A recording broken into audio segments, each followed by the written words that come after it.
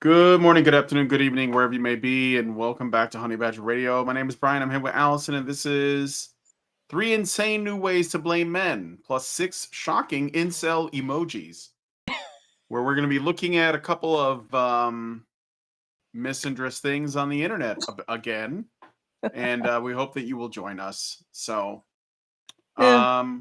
yeah, In let's. in our ongoing efforts to prevent people from internalizing this crap, Yeah. we shall mock it thoroughly. Yep. That sounds like what we're doing. So, before we get into that, we're going to be looking at least two things. I guess it depends. First, we have this article from The Times, which is acknowledging the existence of a crisis with men, the problems that men are facing, and how little support they're getting. But like, whose fault is it though? And this is the important question. Not like how do we fix it, but who do we blame? And this is important because there's one thing you can never blame, but we'll get into that when we get to the article. And if there's time, we have there's a incel emoji newsletter warning Yep. something going out. We're gonna It's look at this as well. Posted it's on in a a school school. in the UK. Yeah, in a school. Well, you got to look out for those Incel adolescents. emojis, right? It's just Yeah, you gotta learn the signs so yeah. that you can intervene before your son becomes involuntarily celibate, and you need to do that young. So make sure your son is not involuntarily celibate Yeah, as making young sure as he's out there crushing puss at yeah. 14 so that No, he doesn't 13. start hating women. Yeah, Or exactly. 13, yeah, Yeah, 13. 13, that's generous. I mean, really, involved parents should be making sure their sons are doing that at 6, right? 7.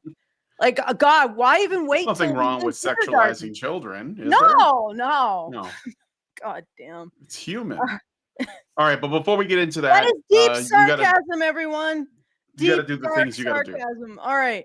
Yeah, If you would like to send us a message in 80 point throughout the show, please please do do so. so.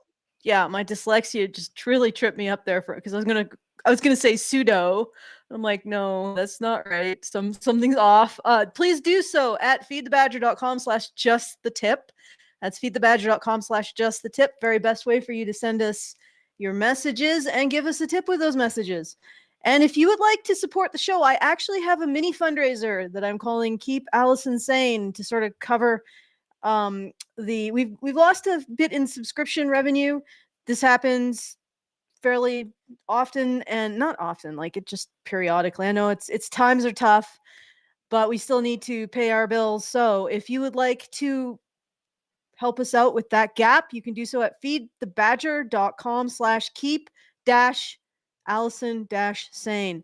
That is keep dash Allison dash sane. So it's just like a little mini fundraiser where I'm also trying to encourage people to subscribe. If you subscribe while we're doing this, I will decrease the amount we owe and or on the fundraiser in honor of your subscription.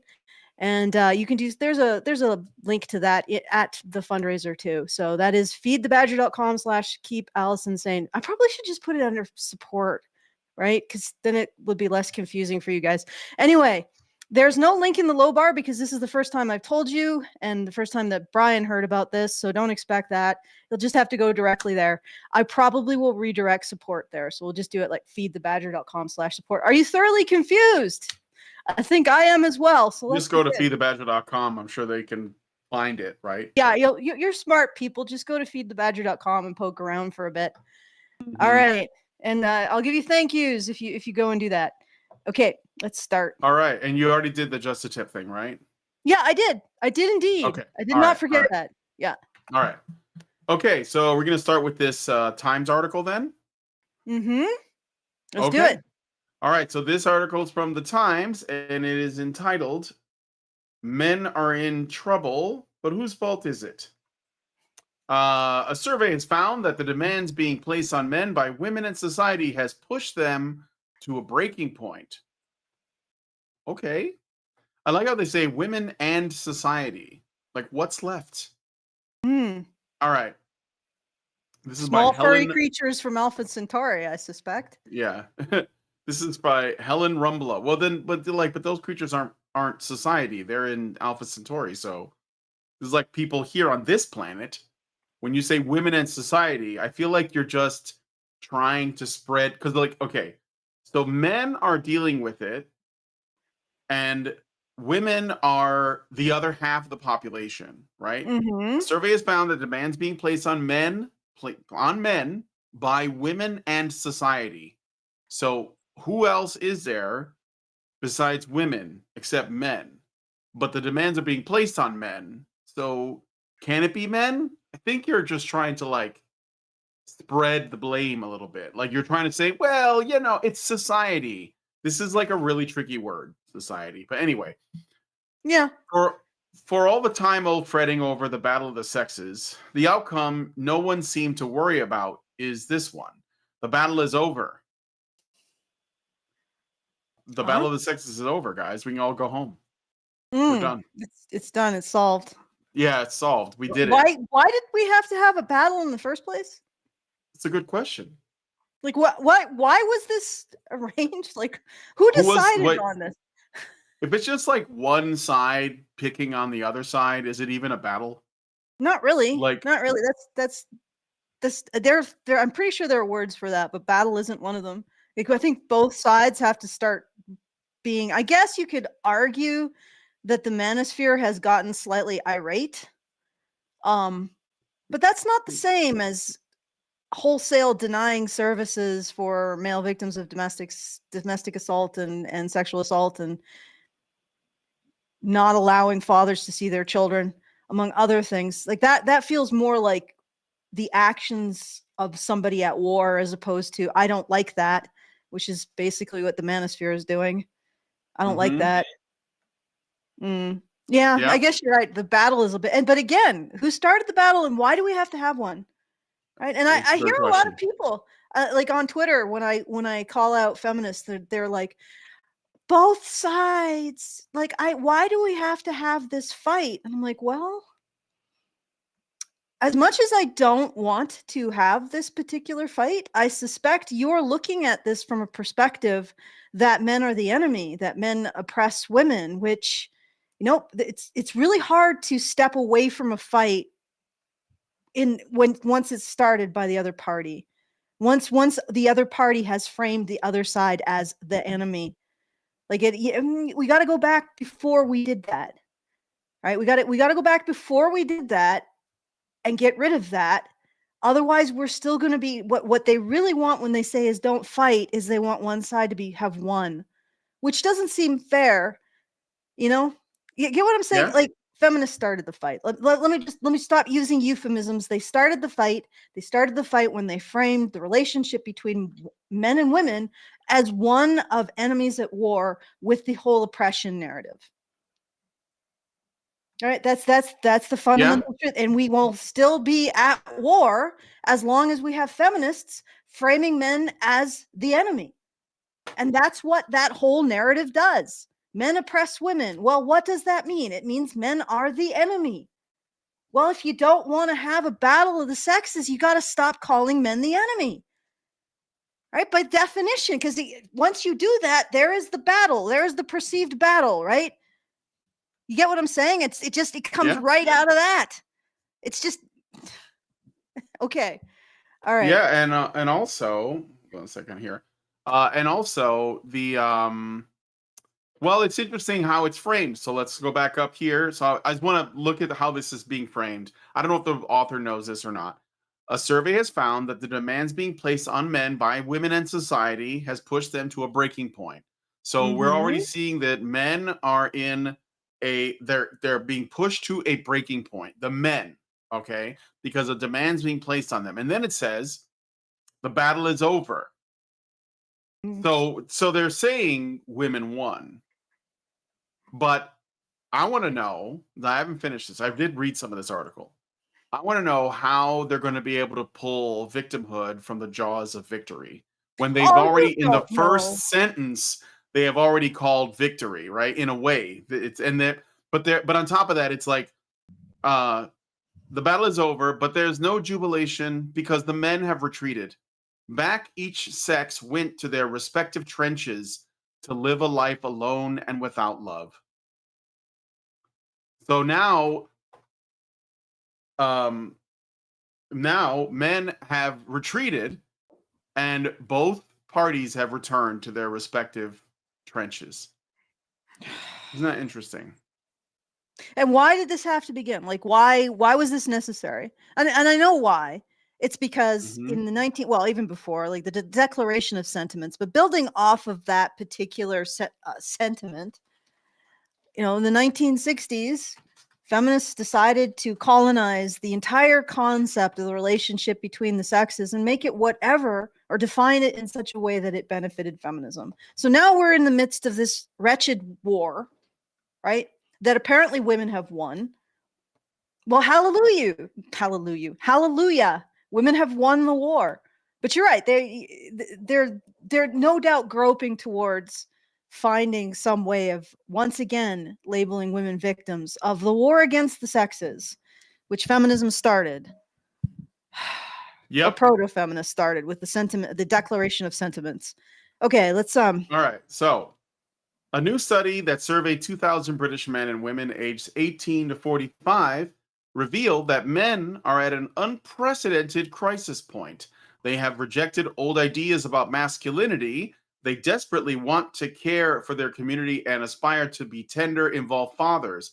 Yet they despair of being able to fit into the seemingly contradictory demands made of them by their female romantic partners and society at large, with nearly half considering giving up on love entirely. okay. So, yeah, go ahead. I know what you're going to say. Go ahead. I think I do. Men routinely lose access to custody of their children. They routinely lose a significant portion of their assets in divorce. And this is what we decided to do. And now we're saying, well, they seem to be having an issue. Well, yes, because you did this to them. Like, this was feminist jurisprudence.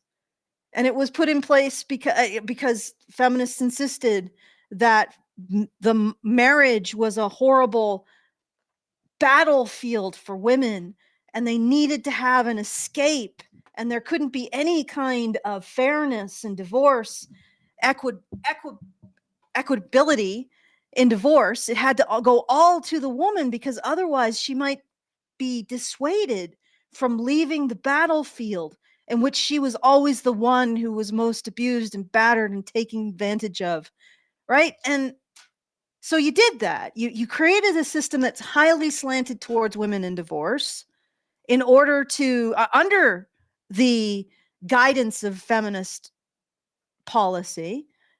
And now you're saying that men seem to be behaving like they're going through a very slanted system that is intended to destroy them. Well, Hmm. yes, that's what you did.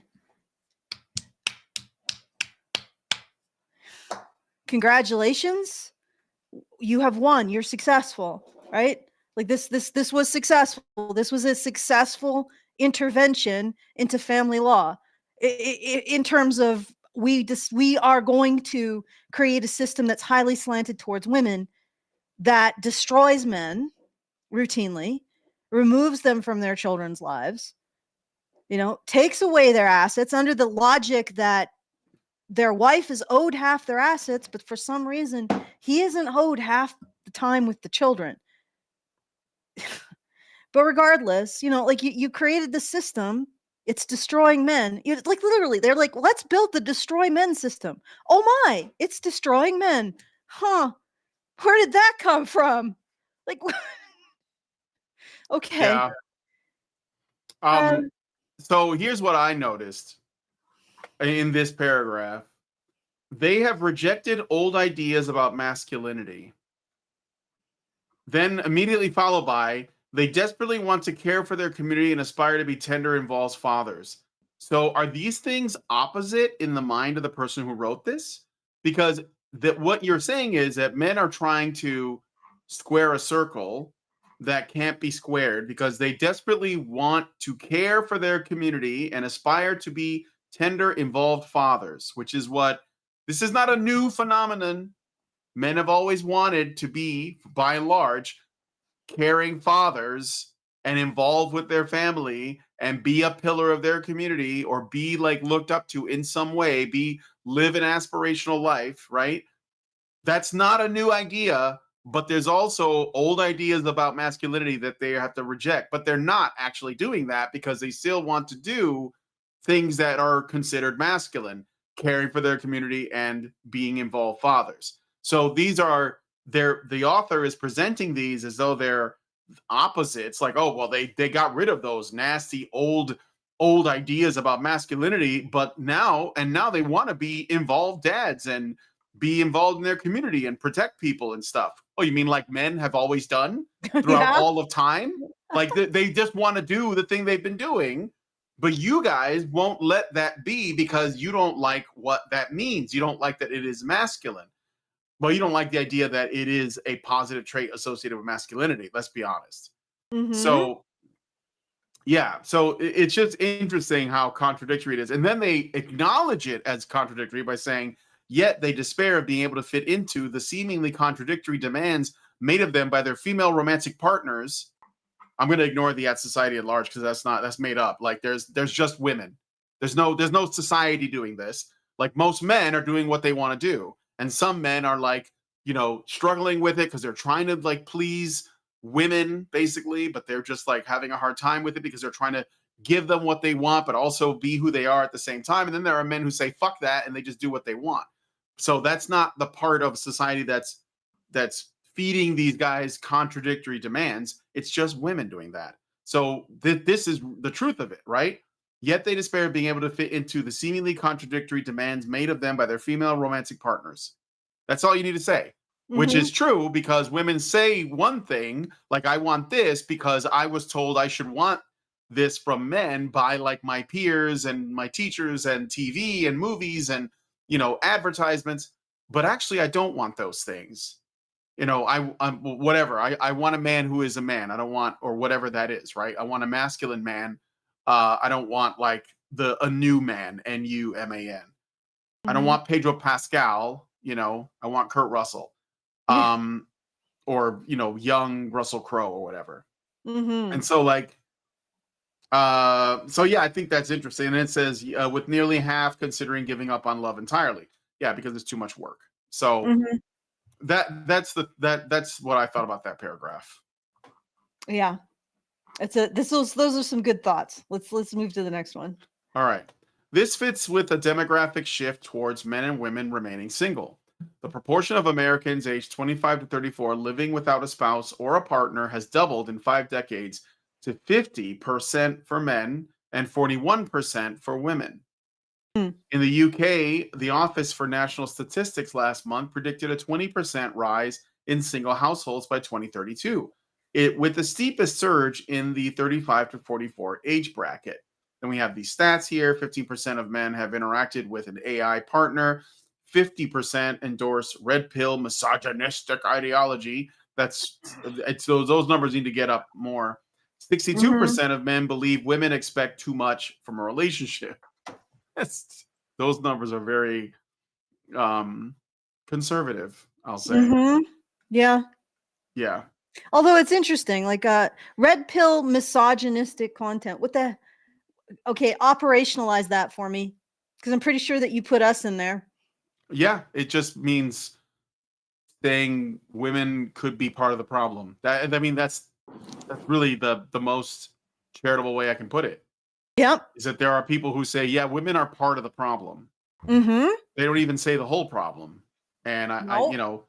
but that's still misogynistic ideology because the last thing, or they'll say feminism is the problem. And they can't have that. That cannot be. That's the thing they're caping for in this article. I guarantee it. It's not even women. It's just feminism itself. It has to be protected. It's not, we didn't do it.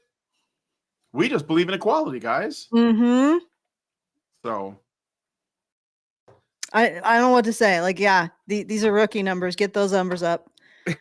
yeah, right. You need to be more suspicious of women today, guys. The research goes some way to explaining why men are turning humans into a species of panda. More men Men? are unwilling. Why men Huh? are turning? Why men are turning? Uh, this is how men are suffering, guys, and this is why they are doing this. Like, that was really, did you notice that? Yeah, Why men are men? doing Can this. we go back up a bit? Like, just let's go back up. All right, okay. Let's just really summarize this. Okay, all right. So they are now blaming men for this situation. Is it possible that the men are right and the average woman no longer thinks that the average man is an acceptable partner? Right? Maybe they're right. Maybe that 62% of men believe women expect too much from a relationship. In other words, women are no longer accepting the fact that an average woman deserves an average man. Right? That's how it works. That's how it be. But now women are not accepting that because their expectations are out of this world. Like, they're ridiculous. And men are noticing that and they're saying that. But somehow the fact that men are noticing is the reason why it's happening. This is some serious 3-year-old logic. This is like what the kind of logic that you have when you know you don't understand object permanence yet. And you think that if you can't see the monster can't see you. Like, this is absurdity. Like, this is a thought that shouldn't come out of an adult's head. And yet here we are. Here we are. It has been written down. It has gone through the editorial staff at the Times, who put a check mark in their check mark column and said, yeah, this is good to go, everyone. The thought process of a 3-year-old right here. Yep. This is happening because men noticed it happening. If they hadn't noticed it happening, it wouldn't be happening. So it's men noticing it happening. That's the real misogyny. Okay. Yep. I have to All squish right. my cat. That's all right. More men were willing, or sorry, men were unwilling to undertake the compromise or self-improvement relationships require.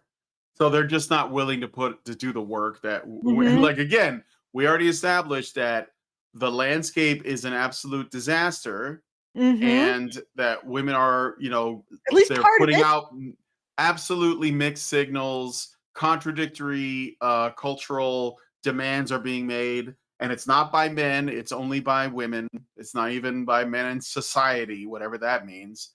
And men are like, yeah, you know what, it's not worth it, it's too dangerous. And it's not, that's like not even taking into account the amount of cultural damage that Me Too has done. And they're just like, why aren't men trying to fix this? Like, like that's it. We remember when we were at the where have all the good men gone stage. Now we're at the why aren't men fixing the thing we broke. um It's yeah, worked in the so past. When yeah, right. society has a problem, we just ask men to fix it. Or What do you just demand mean? that they do and blame them for it being broken. Why'd you break Yeah. this? No more. Why did you let us break this? Why did you let Um, us break this? Yeah, yes. that's like I said, 3-year-old logic. Yep. Okay. Okay. Um, so when faced with the idea, quote, I would have to change too much about myself, such as my values or behaviors, to make a serious relationship work long term, quote, 40 end quote. 44% of men agreed, compared with 33% of women. A quarter of men bleakly said that they believed no one would fall in love with them. A serious relationship was too big a financial commitment, said 41% of men, significantly more than women. It comes O as no surprise that 15% of men have interacted with an AI or virtual partner. okay. So the research goes some way to explaining why men are turning humans into a species of panda. That's ridiculous. Okay. So now we've basically just pivoted at men. Is anyone surprised? We're blaming men. Women's expectations in relationships are insanely high. Why? Well, obviously because of men. Men did that. And women think that men are a poor choice in a relationship partner, obviously because of men, not because of the $1 trillion media narrative that basically describes men as the worst possible option for women in their lives. No, it's because of men. Did men change that much? Really, in the last couple, they're still doing the things that keep society running. Right? There's not a heck of a lot that men are doing differently. Maybe there's more unemployment, but hell, go back to the Great Depression. There was a lot then. So what's really going on here?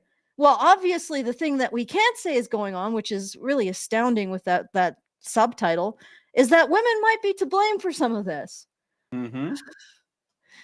I would have to change too much about myself, such as my values or behaviors, to make a serious relationship work long term. 44% of men agreed.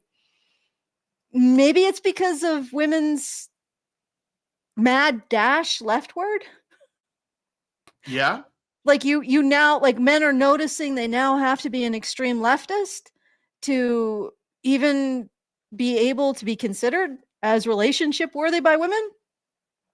Except even if they did become an extreme leftist, they would have to actually allow things potentially like she gets to step out on him. You know, that kind of stuff. It's an How open much of his relationship. personal life would he also be expected to give up? Because he says I would have to change too much about myself. So Behavior.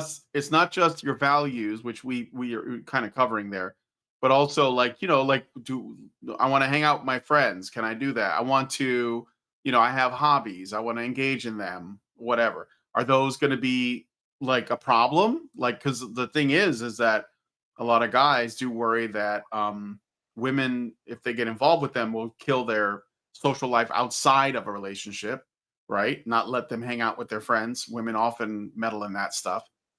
And it's interesting that only 33% of women are worried about that. And like it's a much lower number Mm-hmm. because they're probably like in the, let's say, the driver's seat in terms of options. So they're like, well, he's just going to have to deal with the fact that I'm going to have my girlfriends and I'm going to go to the club and I'm going to do this. Mm-hmm. And most men will just be okay with it. So they're generally not concerned that, like, basically women are not actually going to be expected to change as much as men, Yeah. which is why But this, fewer women are worried. yeah, and doesn't that sort of say something about expectations in the relationship for men and women? Right? Yeah. Like, and nobody's saying the obvious. Maybe there's an issue with controlling abuse among women in order engaging in it or perpetuating it with their male partners. And men are noticing that. And also they're noticing that there's an asymmetry in the amount of the amount of control men versus women wield over the relationship. Like Mm-hmm. in the UK, they just passed a law that it's no longer considered like this is like the precise opposite of shared custody. It's no longer considered to be in the best interest of the child to maximize his or her time with parents. But that's no longer considered in the best interest of the child. So if men had a shot in the UK of seeing their kids after divorce, that's gone. Like it's like the exact opposite of shared custody, which has been rolled out in Kentucky and now a few more states, which is the presumption is that both parents should have equal parenting time after divorce. Now in the UK, the presumption is that it's not even a good thing if the child sees his father after divorce. That's not even something you really want to aim for. And the men in the UK are like, I feel like I'm going to have to abide by another person who gets to make all the major decisions for me in the relationship, because literally they are in a relationship and the woman is unsatisfied. She leaves, she takes the kids, she gets half the stuff. There you go. She's the one who's got the eject button. And you're basically trying to have a relationship with somebody who's, got the eject button right here. It's always like, are you good enough? Is your behavior good enough? Maybe I'll hit that button. Maybe you Yeah. can step up, constantly. And the fact is that men are noticing this and they're saying, "Hey, I got this pressure on me, and I don't know if I like it." And then they're like, "Oh my God, they're a bunch of misogynists for noticing."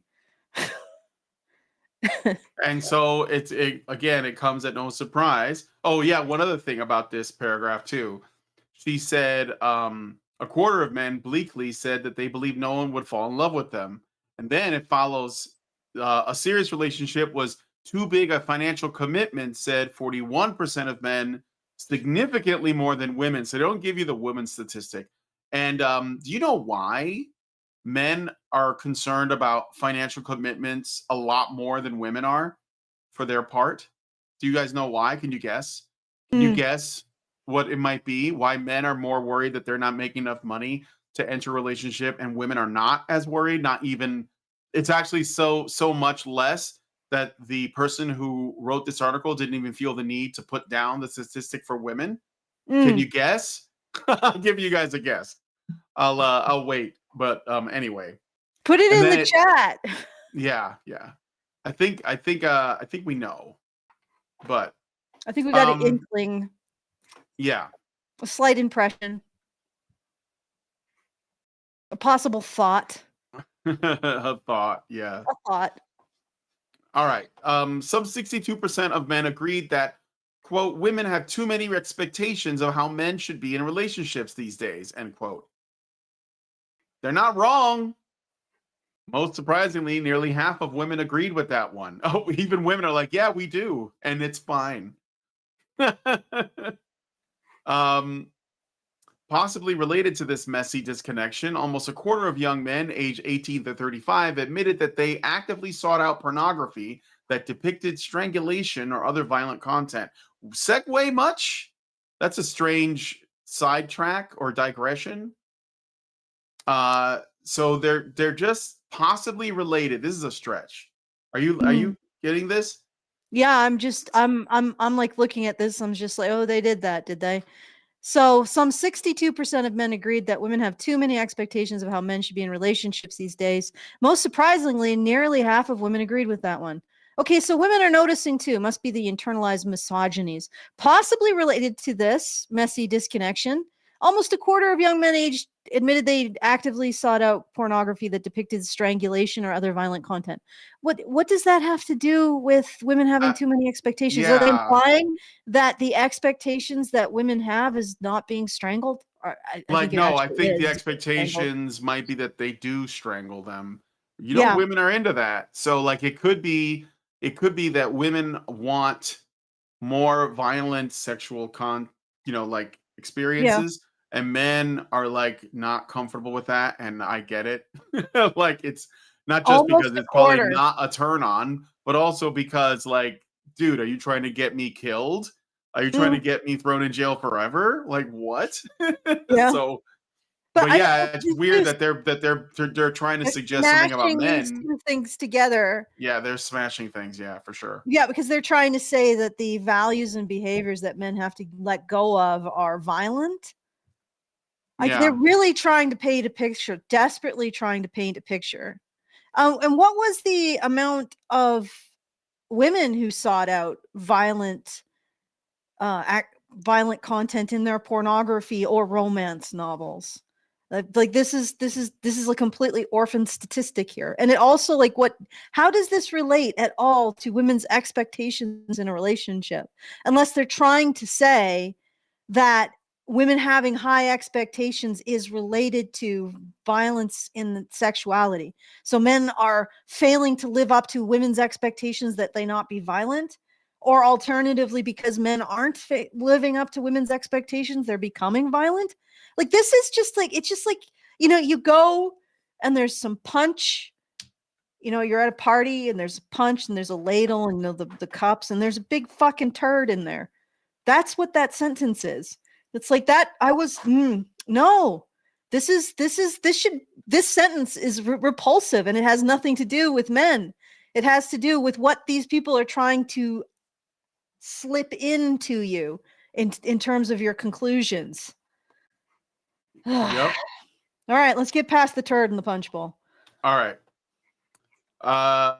Gary Barker, CEO and founder of Equimundo, is an American developmental psychologist who, after witnessing a boy murdered by another boy while sitting in their high school cafeteria in Texas, decided to spend his life working to help men to become safer, healthier, and happier.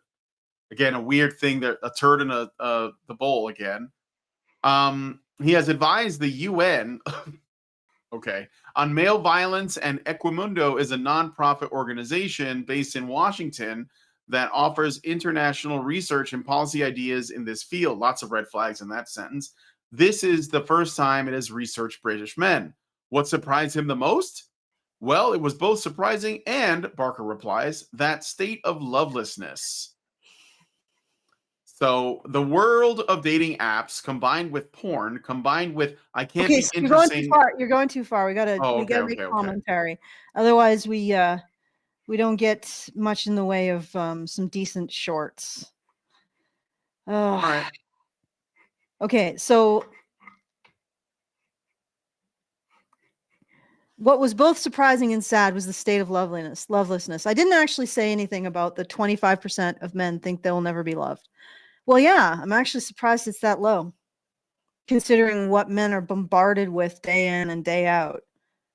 Right? Like if you're constantly telling and showing men things like adolescence and destroying their prospects in relationships and destroying fairness in family courts and also destroying their ability to have redress when their partners are abusive. Well, you know what? That stuff actually isn't relevant. When they're constantly telling men that they're the worst possible option for women and that they are horrible people that are responsible for a systemic targeting of women throughout all of human history, and they're that awful. Why would men think that they're like, why would you think that men would think they're lovable, that they deserve love or they can be loved? Like, why would you promote these narratives implicating men as responsible for the longest running alleged atrocity in human history and then say, well, these men don't think that they don't feel like they're lovable? Yes, because you called them oppressors for 75 years. What do you think that's going to do to someone psychologically? And then for some reason, men are once again being blamed for being called oppressors for 75 years and coming out the other end and saying, I don't think I can be loved. Like, Mm-hmm. delusion. Yep. Okay, now we All can right. move on. The world of dating apps, combined with porn, combined with I can't be interesting to a woman until I have a high income, combined with men spending more time online and becoming socially isolated at higher rates than young women, Barker says, summarizing the survey. So this is okay. So I think we have a generation of young men who, in some ways, have atrophied relationship muscles. Listening to young men in the UK, we hear some of that struggle that leads to retreat. But I mean, like, are we going to address these issues that they say they have? You're just saying, well, they've given up, I guess. He's like, well, look, I don't make enough money for women. And I feel like I'm socially isolated than higher rates. So I'm more poorly socialized than women are. I think this is a problem. And he's like, well, I guess you guys are just like, why are you so atrophied? Why are you giving up? Why are you retreating from this? I don't know. It's because they're recognizing the problem, but they have to immediately pivot to we don't have to care about this problem. This is actually men's fault, therefore nobody has to care. Pack up the carrying vans, pack up all the carrying boxes. We don't have to care now. So take them Yep. back to the care factory. No need to care here. They're doing it to themselves. The men are doing it to themselves. No need to care here. Okay. Yep. All right. Becoming socially isolated at higher rates than women. Okay, well, can we go back to that paragraph? I'm going to go specifically into that. So 75 years, we've said that men are horrible people who have participated in the longest running atrocity ever inflicted upon humankind. Feminists' conjectures about oppression, which have never been proven, guys, never been proven true. Right? And we've said to young men, young boys and men, you need to take responsibility for rape. You need to take responsibility for domestic violence because you are the ones who use these things to uphold your privileges. You are horrible, horrible people. You are horrible, nasty, nasty ass people. And now at the end of all that, we're like, well, why are they having trouble socializing? Why do they have problems with social confidence? Why do they feel like nobody wants them? I wonder where that came from.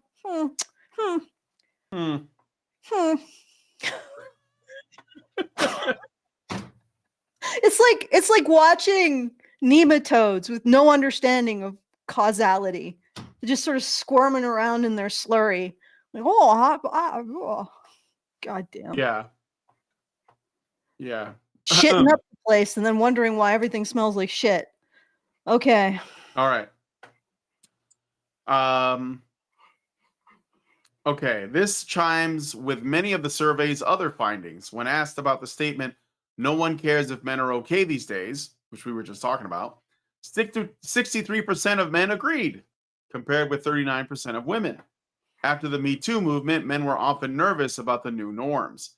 Now, that's a weird segue again, with that, like, men, when asked when asked about the statement, no one cares if men are okay, the majority of men agreed. And I don't think there's anything wrong with that. That sounds correct. Like that perception at least. And they're just like, well, I guess they're just nervous about the Me Too movement. I mean, that's just women getting theirs, women standing up and speaking out.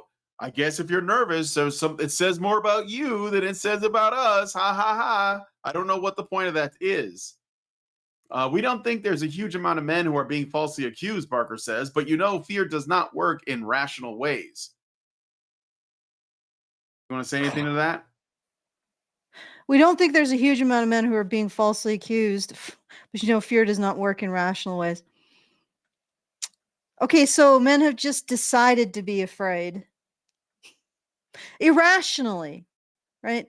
And you know what? For something like this, it doesn't have to happen to a lot of people for there It's to be a chilling completely effect. rational. Yeah, It's completely rational. There doesn't have to be a lot of situations where a woman destroys a man's life for no reason, for a false accusation, because women are petty. They are vindictive, just like any other human, right? And if you give women who are petty and vindictive like any other human a weapon to enact their petty vindictiveness without any oversight, they will use it. And that's what Me Too was, right? It was just increasing the scope of the harm that women were able to inflict on men. And they've been able to do that. I mean, in the freaking 17th century, I read a legal treatise about how easily it was to accuse a man of rape and how difficult it was to actually defend themselves against it. And that's actually, I've looked at the statistics from that time. If you were a peasant woman who alleged that she was sexually assaulted, you had the same odds as any woman today of getting a conviction. People don't know that. But if you were a lady,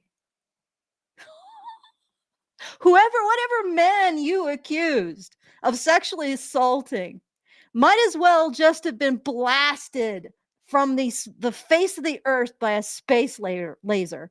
He was gone. And that was like 200 years ago. So yeah, this has been a problem for a very big time.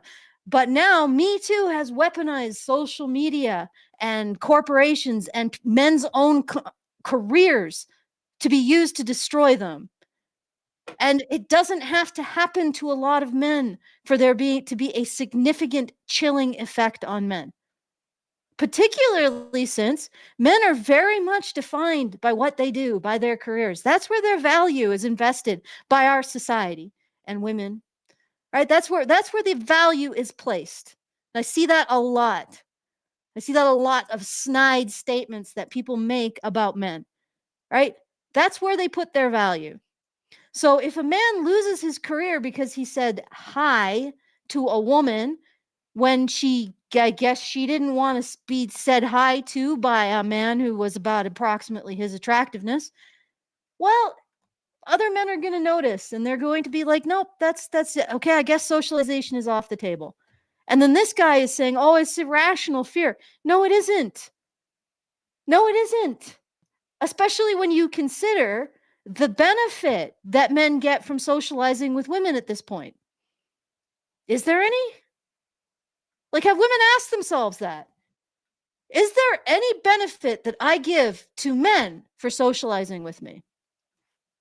Do women ask that? Do they ask themselves, is there any benefit to socializing with me in the workplace? Do men find any benefit in socializing with me in the workplace? If they don't, why would they take a risk? Like, the more you increase the power that you bring to bear against men, if you don't like anything, something bugs you, or you want their promotion or whatever else, the more they're going to say, you know what, I don't get anything from socializing with women in the first place, so why would I do it? Why would I risk my life, my livelihood, the career I've built, and the thing that defines me as worthwhile to everybody around me, to socialize with Susie in accounting, when all I'm going to get from Susie in accounting, if I don't get a false accusation or rumors spread or them cackling behind their hands at me, is some vapid bullshit about a Taylor Swift concert and astrology. Mm-hmm. Like, just I'm putting it out there. Maybe you priced yourselves out of the market. And where did the whole thing that men were socially atrophied come from? Well, in this article, or you Yeah, mean like, like was in that another thing that was it? asked? Yeah, it was. They don't. He doesn't answer like why they're socially, just that rather, them checking out is a product of social apathy. He's basically like assuming it's got to be anything except men are tired of women's shit. It's got anything but that. So Yeah. yeah. Okay. All right. Let's see. Oh, We look, don't think there's another article. What's the problem with young men? My descent into the manosphere. Have that. we Yeah, read that one? that's old. That's somebody else. But yeah, Oh, that, okay. that I think that we covered this one a while ago. It was June 4th of this year. And yeah, it was some guy who infiltrated the manosphere. I think he just went to like some Reddit posts. So watched like some interviews, some secondhand information. Yeah. Okay. So modern masculinity in Britain emerges as an absurdly chaotic bundle of contradictions. First, the good news. When asked to rank 18 traits that meant being a man, the results were touchingly wholesome. The top rank in descending order for men and for women was first, being a friend, then helping those who need it, and third, providing for the family. Okay, so is that like some leap forward, or is that just what it meant to be a person for, like, I don't know, all of time? Is modernity taking credit for these top three answers that men are giving? Is Yes, feminism feminism taking is, credit for yeah, this? We did this. We did yeah, of this. course. Of Yeah. course. Of course it's taking credit for that, even We though fixed them. these have been this has been the top ranked choices since time immemorial. Like, Yeah. this is what has actually happened, and I wonder if they'll go into this, that these aren't actually aren't considered masculine traits. This isn't really because you're saying being a man, well, then you're saying this is not being a woman, and you can't do that. You can't associate positive traits mostly or solely with masculinity and being a man that women aren't supposed to have equal access to, right? And I wonder if I'd be surprised if they don't mention that, but they might not. Let's see. Let's see. Maybe. Okay. The bottom four. What? The bottom four that's where we stopped, right? Yeah, the bottom four ranked were being in charge, making lots of money, managing conflict with violence, and having many sexual partners, all of which rated higher for men than for women. Yeah, but that is literally the feminist toxic masculinity, which is the only form of masculinity that they allow, because they don't associate any positive traits with masculinity the way they associate negative traits with masculinity. And I know this by inference, but also because I have asked this question for 15 years now and have never received a response. The closest they've gotten is to refer to traditional positive traits of masculinity. But then I say, do you believe that these traditional positive traits associated with masculinity are genuinely, truly associated with masculinity? Or do you think it is bias against women by people who adhere to traditional masculinity norms by saying that these are masculine traits rather than universal human goods that women not only are equally capable of doing, but even do more of. Like this is, and they never. So this, when they say toxic, that is toxic masculinity. The lower four traits, that is the masculinity that feminism associates with men and manliness, right? Mm-hmm. What would you? I'm actually surprised it's that low, that people aren't just, saying what feminists want them to say, which is that being a man is making lots of money, being in charge, managing conflict with violence, and having many sexual partners. Surprised, because that's the last bit. That's what feminism says masculinity is. Well, the other thing is, if women have those traits, are those considered bad traits? So if a No, of woman course not. is being in charge, making lots of money, and managing conflict with violence and having many sexual partners, I know at least 3 of those 4, when women display them, are not just like not bad traits, but they're girl boss traits. Are they Yeah, not? yeah. Okay. Just making sure. All right. Just However, while men's elaborating on the um hypocrisy. yeah, no, well, I just want to add to it because I think it's important that they only see this as a problem when men display it. So, however, while men said the key part of their identity as men was being a good friend, they found this hard to put into practice. Some 59, I don't know if this other thing too is that I don't know if this study um has like like a multiple choice answers, so one of the answers is being a friend, or if that's literally what men said. I don't think that's what men would say, but because I don't know, friend is like that sounds a little genderless, like you're just like like we all want to be good friends, right? But Mhm. I don't know, it's just I wonder if that's not a multiple choice question, and that was the closest thing to being like a loving husband or something that they could pick on Who the list. knows? Yeah. Anyway, so some 59% of men agreed. I have to look out for myself. No one has my back, compared with a minority of You women. see what they're doing here? Mm-hmm. However, while the men said the key part of their identity as men was being a good friend, they found this hard to put into practice. Throwing shade. Like this entire article has been throwing shade and blaming men. While attempting to grapple with the concept of them having problems. Same Some as it ever was. Yeah, some 59% of men agreed. So what they're saying is that men say they're good friends, but they're terrible friends in practice. Mm-hmm. I have to look out for myself. No one has my back, compared to a minority of women. All right, keep going. All right.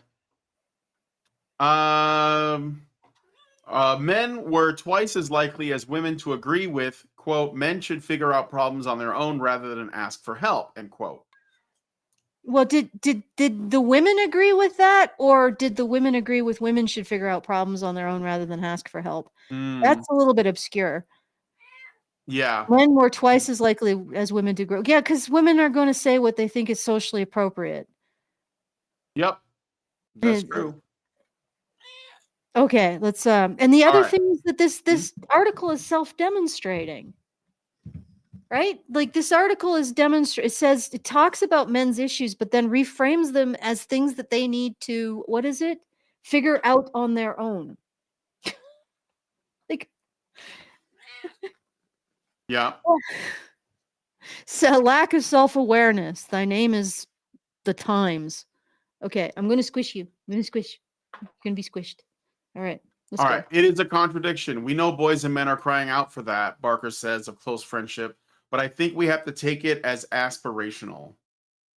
Again, like I think that men want to form bonds with other men and friendships, but I don't know if that's like an environment that's allowed, because whenever Yeah. men try to create a space of their own, you know, it Yep. gets essentially overturned by the cult, the The cult of the sisterhood. vagina, the sisterhood. Yeah. All right. Um, the same goes for the mixed signals men get from women. When asked whether being a parent is the most important job in the world, 80% of men agreed. more than women. Yet, when presented with the idea that men who are full time fathers are not seen as real men, a third of women agreed, not far off from the 42% of men. Did these people understand their own results? The individuals responding to this survey may not agree that men who are full-time fathers are not real men. They may not agree with it, but they may recognize that it is a commonly seen attitude towards men. So I don't know. This seems like it's badly interpreting the results. Yeah. Okay, let's. All right. No, I mean, again, like being okay. I don't think these things are contradictory. You can understand that being a parent is the most important job in the world without necessarily believing that men who are full-time fathers are not seen as real men, and also agree with that because um because men who try to do the full-time father thing often become less attractive in the eyes of their wife. And look, if you worked it out, then that's fine. But it's not like you can just normalize it with a statement. I don't know if you know what I'm saying, right? So they're trying to present these things as contradictions, but I don't think they are. Um, okay. So same went Mhm. for the questions that we're trying to. Yeah, but Yeah, sorry, go ahead. no, they're not contradictions, but they're also even if the men. Hello, can you hear me? Yeah, I can hear you. Even if the men, 80% of the men agreed that being a father was important, 80% of the men could also agree that men who are full-time fathers are not seen as real men. And yet they may say they should be seen as real men, right? Because that's not like, so the way that this article is juxtaposing these two statements is absurd. And it's like, I think that this paragraph just nullifies itself into complete noise. Just Yep. move on to the next paragraph. My autistic brain cannot handle this. Okay. Too The much noise, same not went enough for the signal. questions that were trying to tease out how far men agreed with so-called red Are you there? pill. Yeah, can you not hear me? Hello? Have I dropped out? No, I'm here. Okay, go to the You next guys, can you paragraph. can you hear Can you me? hear me? Allison, can you hear me? Hello? What's going on? Video packet loss indicator, green is good. Yeah, it's green. It's good. Flames. Allison, I can't hear you if you're talking. Yeah, I can hear you. Okay. Wow, there is a delay. Yeah, she dropped. I'm going to read the next paragraph in the meantime.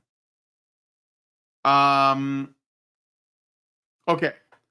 So the same went for the questions that were trying to tease out how far men agreed with so-called red pill ideas about masculinity, espoused by manosphere influencers such as Andrew Tate.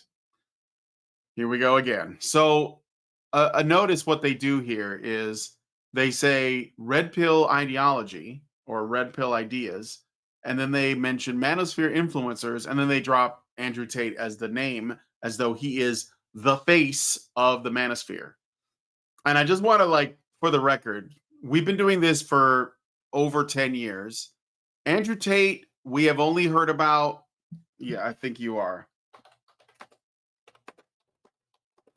Andrew Tate only like surfaced a couple of years ago. So he's just become the face of it. And I don't even know that he's done anything lately anyway, but it doesn't matter because he is the useful sort of like, boogeyman that they like to trot out. I don't even know what the guy believes. I don't care because we've been doing this longer. We have a better understanding of what's going on. We're looking at the law and the policy and we're discussing it calmly. I'm not flashing a Bugatti. I'm not smoking cigars. I'm not creating a character and playing it. I'm just being me. And we have been super effective. There's like making a difference in the military, making a difference in the government, making a difference in certain states on policy, having conversations. But I've like raised awareness on this stuff for a long time. But I'm not useful to them. I'm not like the face of misogyny that they want to put out there. So they just invoke Andrew Tate. They invoke him like a spell, and then it's supposed to just make people go, "Oh my God, he is so scary. I don't want to be like that." And I'm sorry, but if you fall for that, then you're easily manipulated, and that's too bad. So, um, but anyway, it's meaningless at this point because that's what they're going to do. So roughly half of men endorsed some regressive or red pill ideas, but in many cases it was women's support for these views that was the more surprising. So there were some women that were okay. So again, let's look at this. There they said manosphere influencers like Andrew Tate. So they're not actually in the questions, it may not have mentioned his name. It may not have even used the terms red pill or manosphere at all. It may just have just said, like, I don't know, like traditional masculinity, or maybe like men's rights activists content, stuff like child custody, false allegations, paternity fraud, wrongful paternity, circumcision, um, domestic violence, like that's sort of like bidirectional, and countless other issues that are male issues specifically that are either ignored or underserved or whatever. And maybe that's how the questions were asked. I doubt that, but I don't think that they necessarily said Andrew Tate.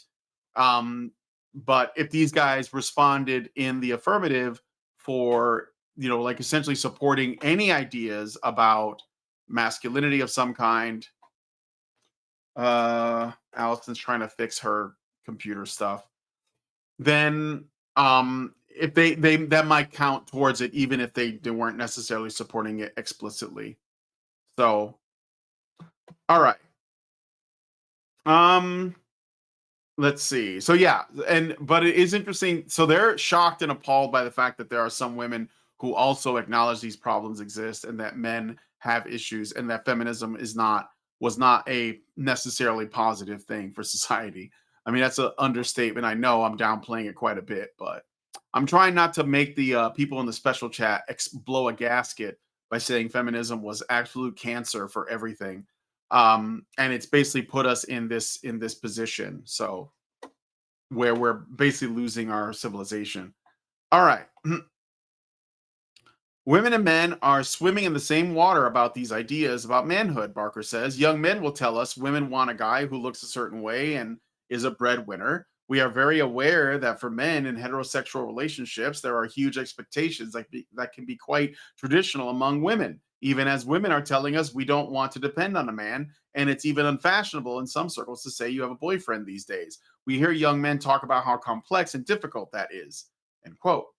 Again, though, a lot of women do want a guy who looks a certain way and is a breadwinner and is very traditional. And what's interesting is that feminists will tell men that they have to change their ways. They have to like disregard their toxically masculine behaviors and ways of being and so on, and that they have to like adopt a new kind of masculinity that's more social, i.e., become a socialist man, because that's really what it is about.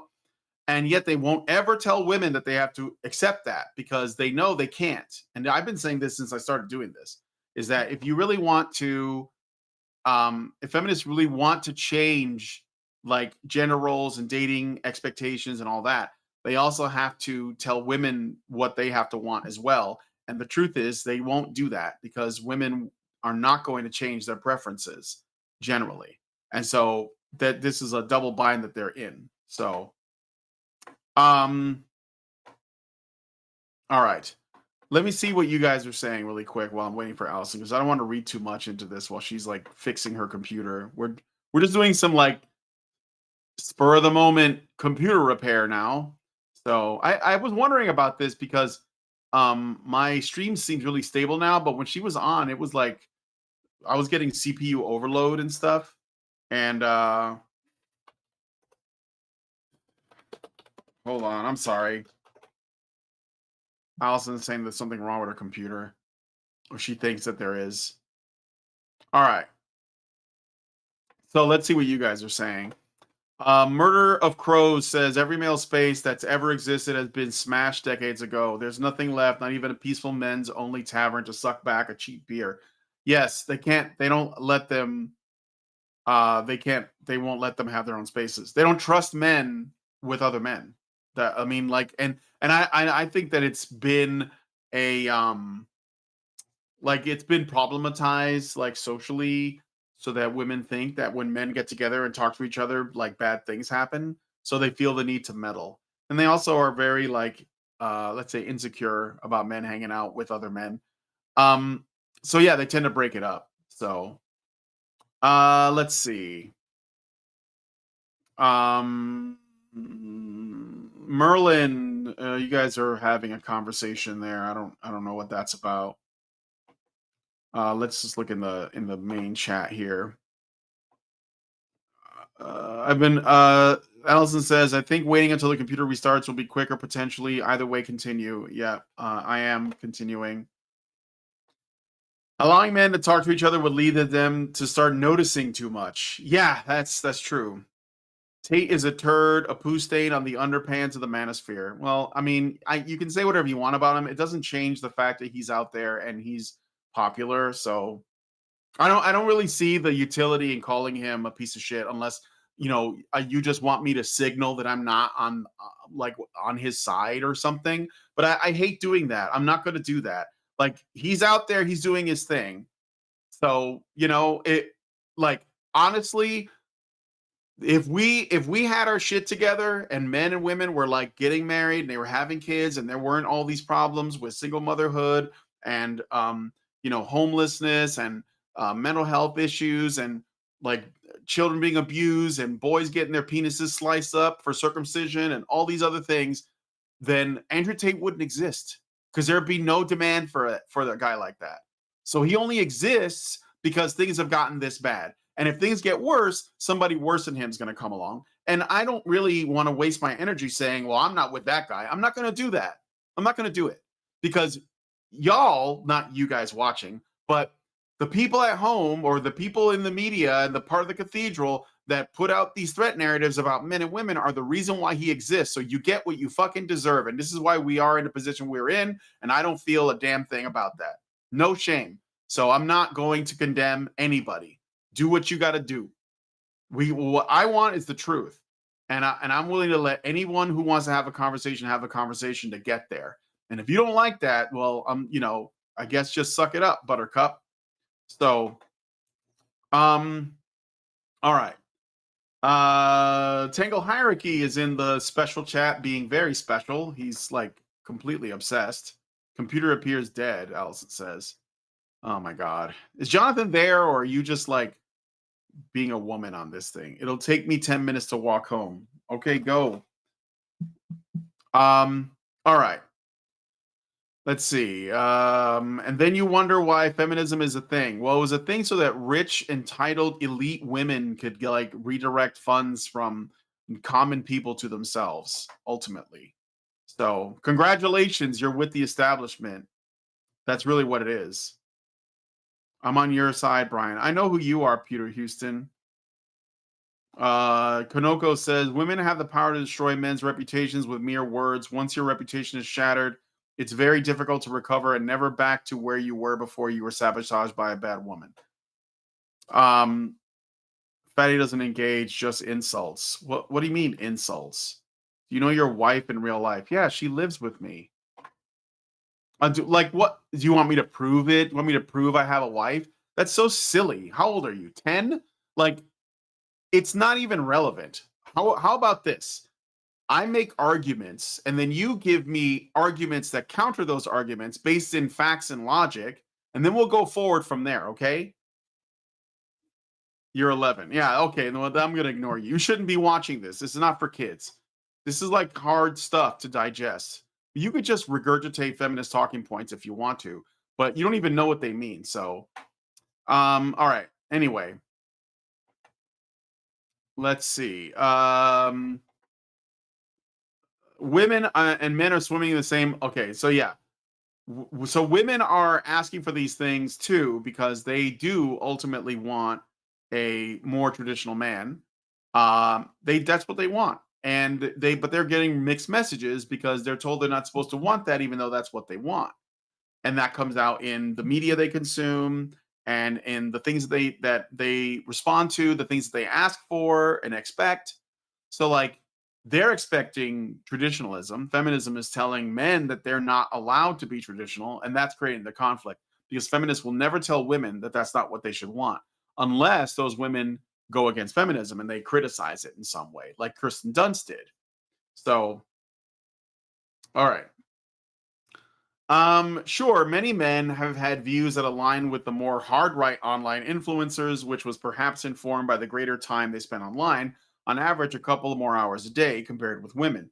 A third of men, compared with a quarter of women, said their online social life was more rewarding than real life. A third of men, compared with a quarter of women.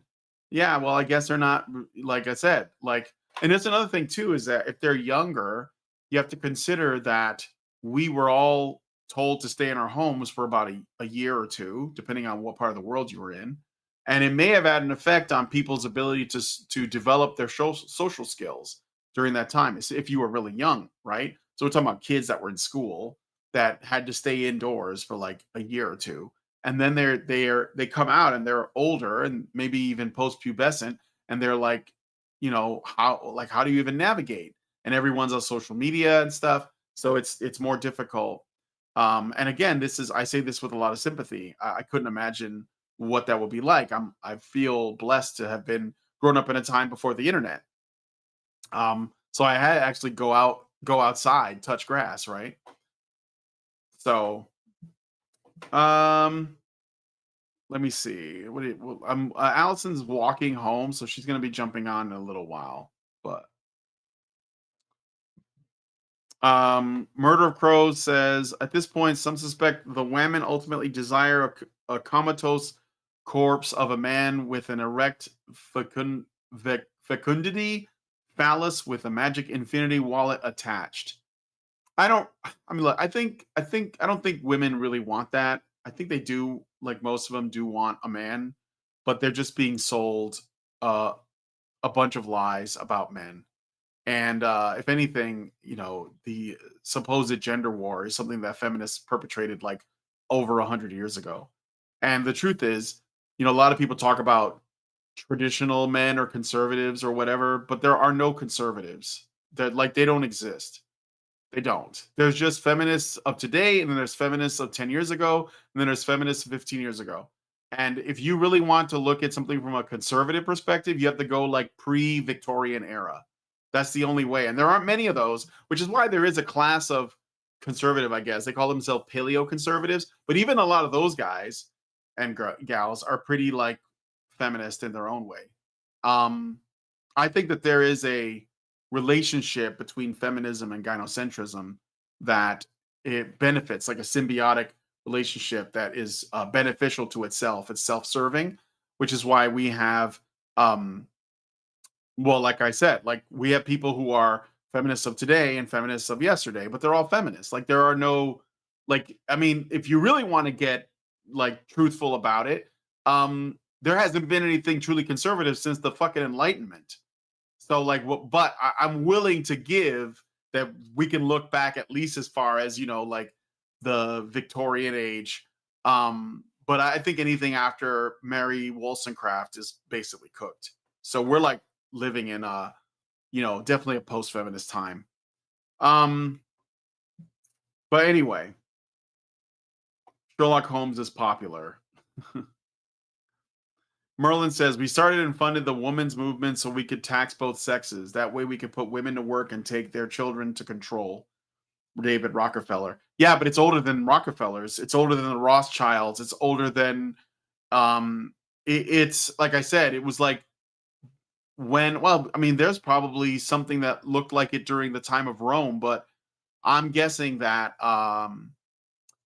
that I think that the reason why I bring it up is I see a lot of people talking about like the right and that and how they're just as bad or worse or whatever.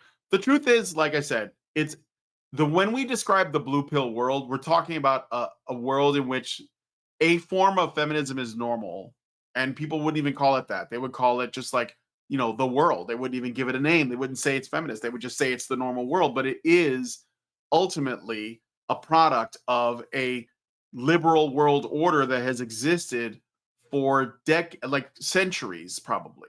And we're in that, and we're embedded in that, and there's no real escaping that, right?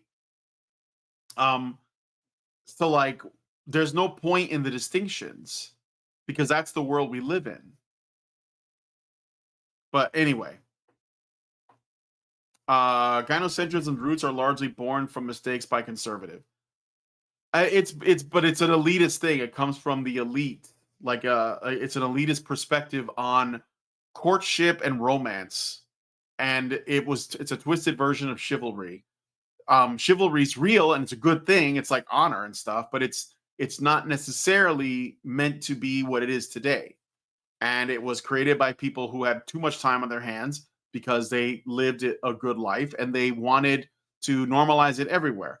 And it just doesn't work. I mean, it shouldn't have worked for them. And it's not working. Sometimes things don't break over like right away, they take time. So, all right. Anyway, Allison should be on in a little while. I'll try to read a little bit more of this, but I'll just keep an eye out in the meantime. So, all right. Men, 68% of them were more likely than women, 45% of them, to agree that they could have their reputations destroyed just for speaking their minds. Okay, yeah. Well, I think women are generally a little bit safer from cancellation. This is not now this is about cancel culture, not necessarily Me Too, because the statement is that they agree that they could have their reputations destroyed just for speaking their minds. So women are a bit naive if they think that they're immune, because I don't think they are. But it certainly can happen to them. They're not immune. They're more resilient, I suppose, because they're women. There's like generally like more consideration for them, a little bit more charity to what they say. But I don't think it's true. Look at what happened to Sydney Sweeney. She did a commercial for jeans and everybody wanted to destroy her life. Now they didn't succeed because it was just like flailing online and stuff. But they're still trying to destroy her life. And all she did was an ad. But I think men would definitely like have more to deal with. Let's look at Aziz Ansari, who just went on an awkward date with a girl, and he has basically disappeared from public life, it seems. Anyway, also, men have it harder than women when it comes to new opportunities and are more likely to support getting rid of diversity hiring programs. Yes, because it excludes them, because it's not inclusive, it's exclusive.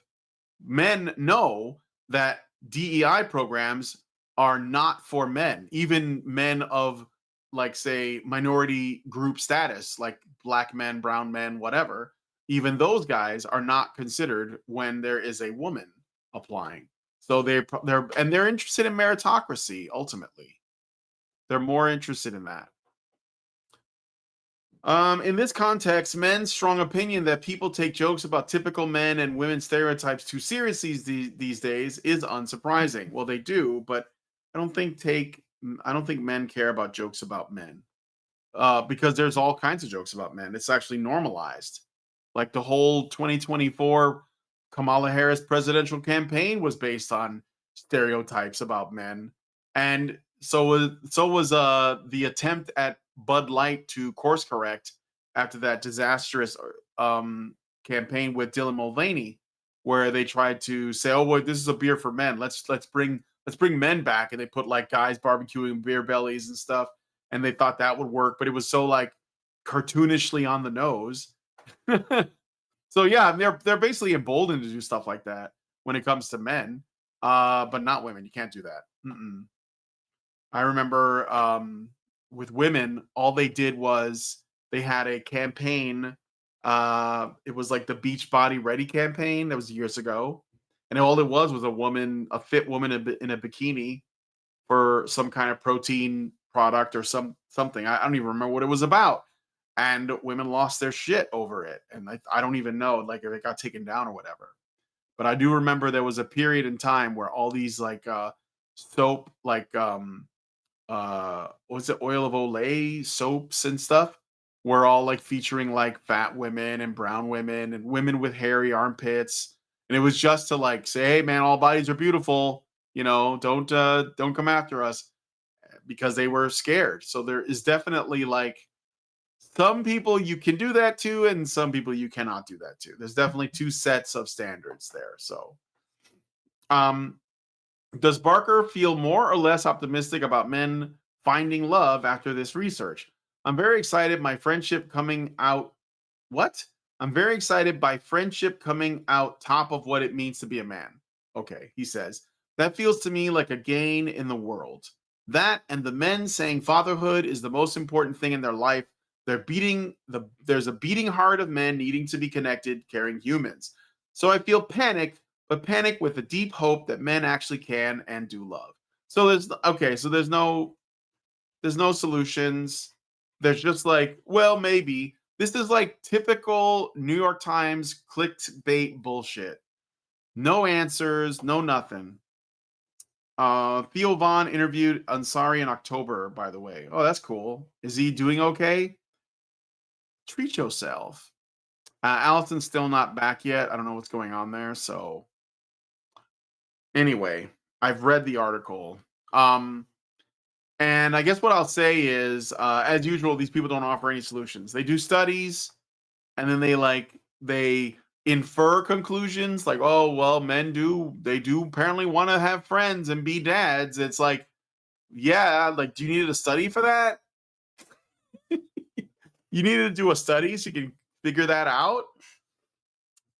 So obvious. I mean, how about just let them? How about we encourage and support men forming like friendships and brotherhood with other men and then leave them the fuck alone? How about that?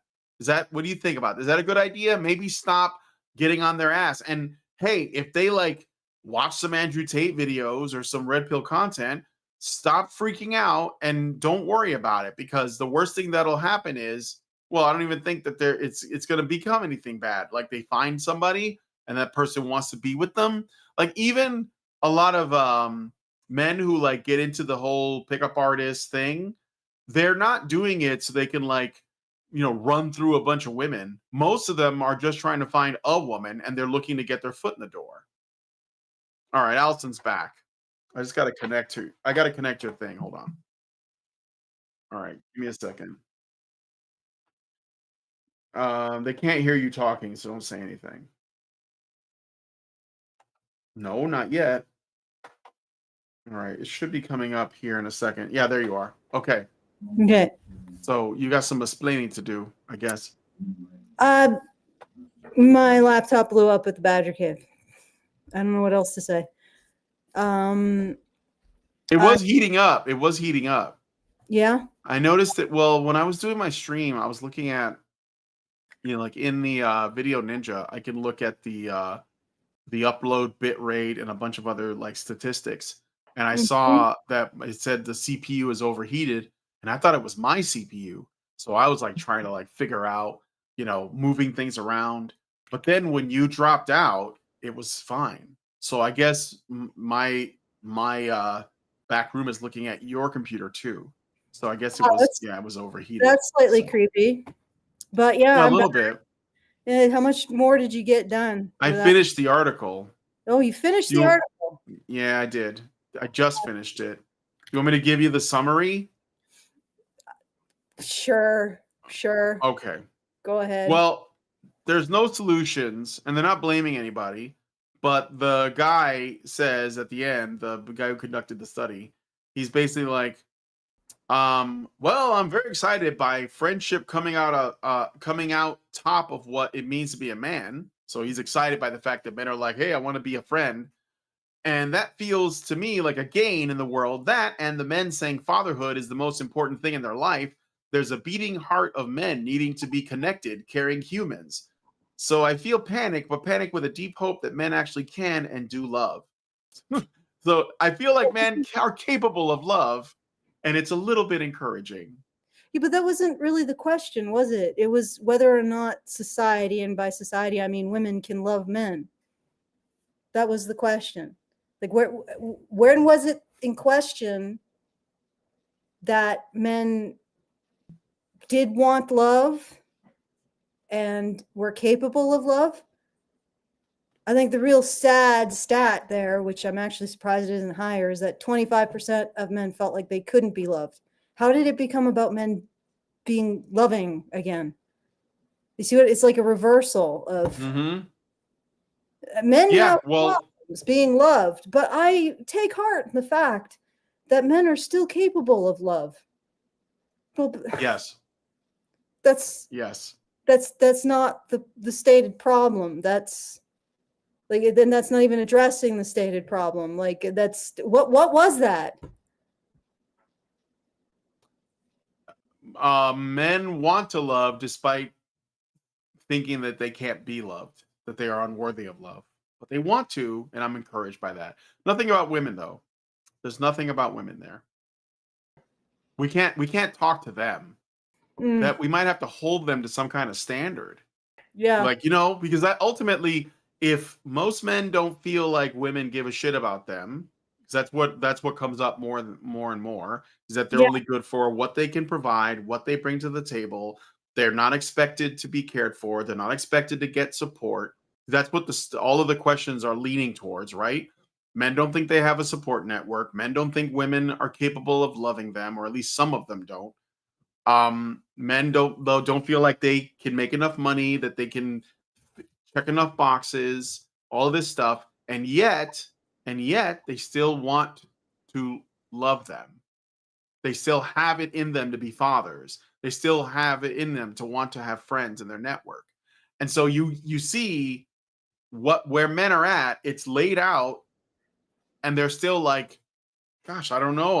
What are they doing wrong? Like it's just, what are the men doing wrong? They must be doing. We got to figure out what they're doing wrong. So yeah, whose fault is it? It's men's fault, according to the Times. So but like this paragraph, does Baker feel more or less optimistic about men finding love after this research? Okay, let's count how many ways he actually addresses the question. I'm very excited about friendship coming on top of what it means to be a man.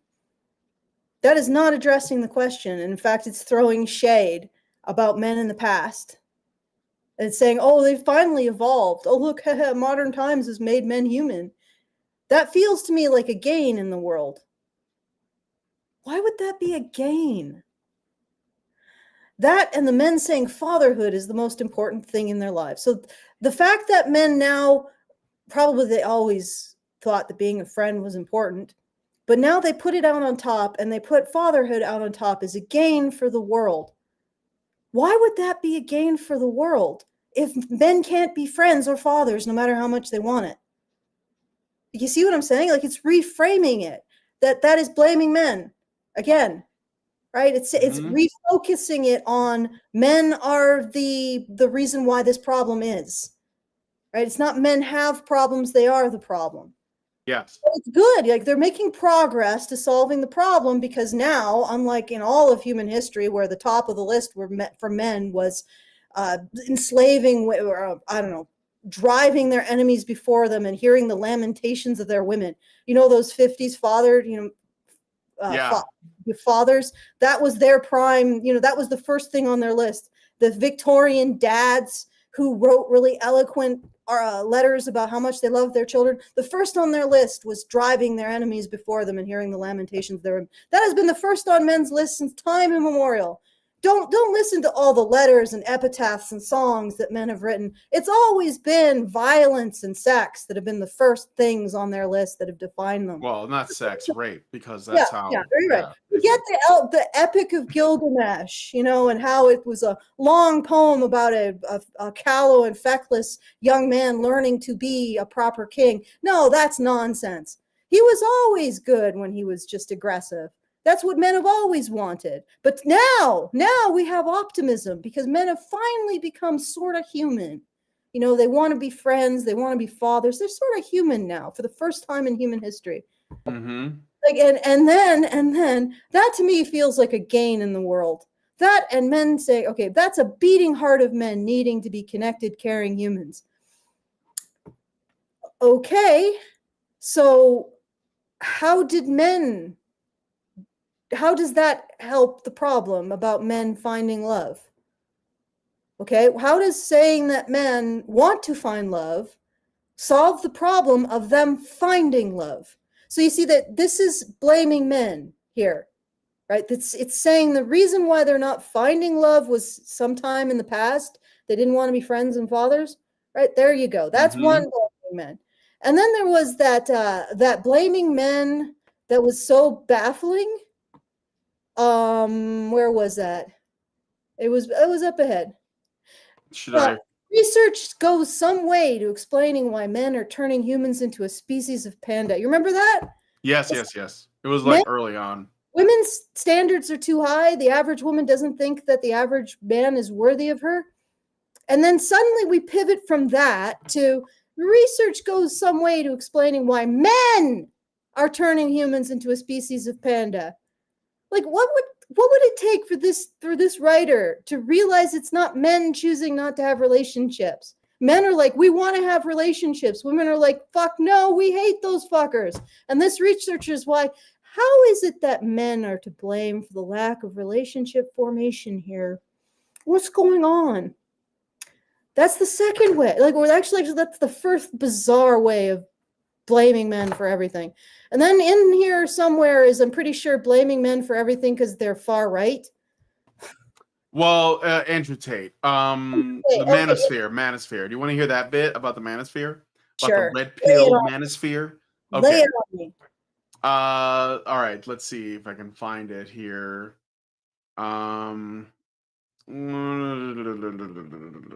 Yeah. Okay.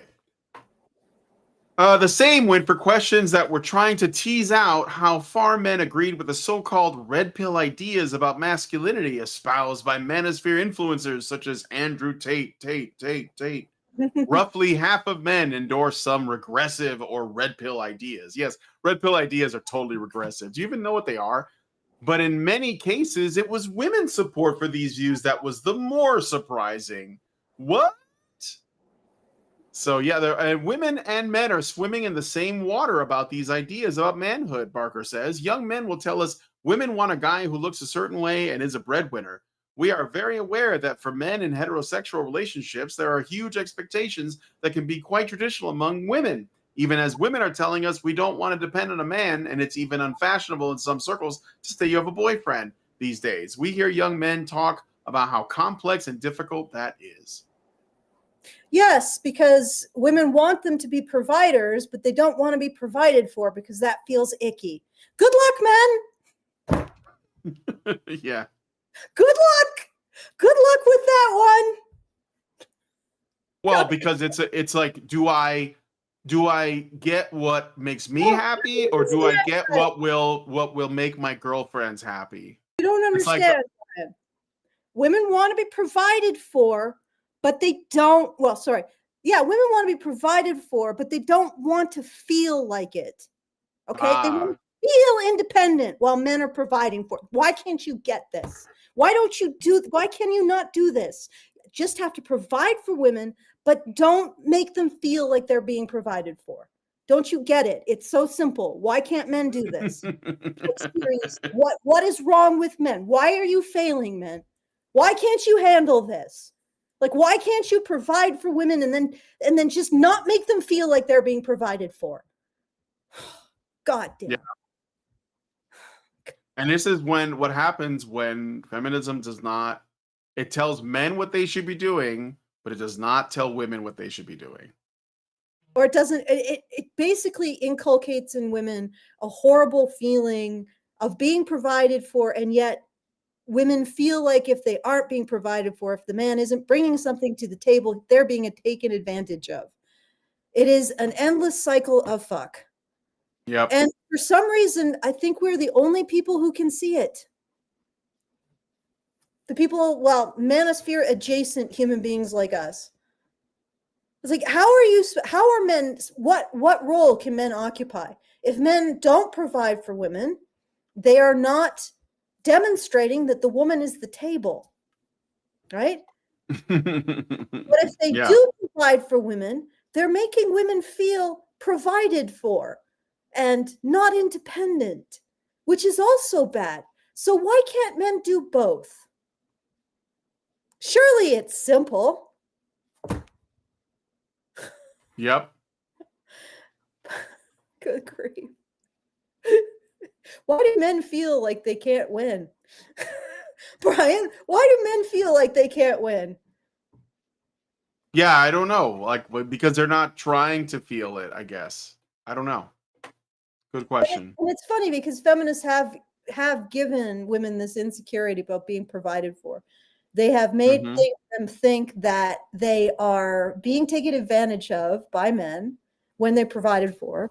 But at the same time, is if men don't provide for them, then they are also being taken advantage of by men.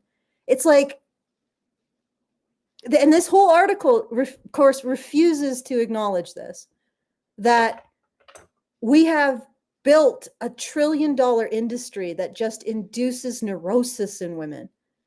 Mm-hmm. And you can't question it, because if you question it, you're a misogynist. You're like, well, maybe women shouldn't listen to corporations for their ideas about their lives. Maybe corporations don't, you're a misogynist. You just hate women. You can't question the corporations. They have their best interests in mind. But also, I'm a socialist who hates rich people. Right, okay. Yeah. Okay. All right. So yeah, that was the article, basically. No solutions or anything like that. So do you want to look at incel emojis and then yeah, let's look at incel emojis. I'll try to make it so that shaky cam isn't quite so shaky. Okay. All right, sharing that. Mhm. So this I can't read that. Kunli Drukpa, I guess. Shared this scene in a school in the UK. So speaking of UK, let me open this in a new tab. Maybe I can zoom in really nice and tight there. We have incel emojis. Do you know what it means? This is on like a board at a school, like a incel emojis. Let's go. All right. What do we got here? Mocking women, coffees and coffee. You guys can play along in the chat if you have access to emojis on the live stream. Mocking women, coffee beans or coffee.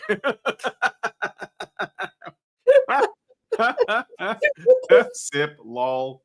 How did the coffee meme become mocking women? I love that. I think it's a meme from Kermit meme. Is it Kermit? No, that was T, but that was like the none of my business thing. I saw a video, it's like Team Fortress 2 guys, and they're like sipping coffee, but I don't know if they're the originators of it. So drop your hottest incel emojis. Yes.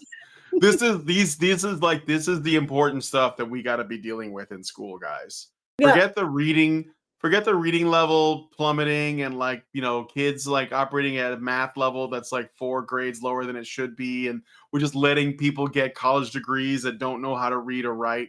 That's not important. We have to know what the incel emojis are so that we know what to look out for. So all right. So, but the beans, they're coffee beans and a coffee.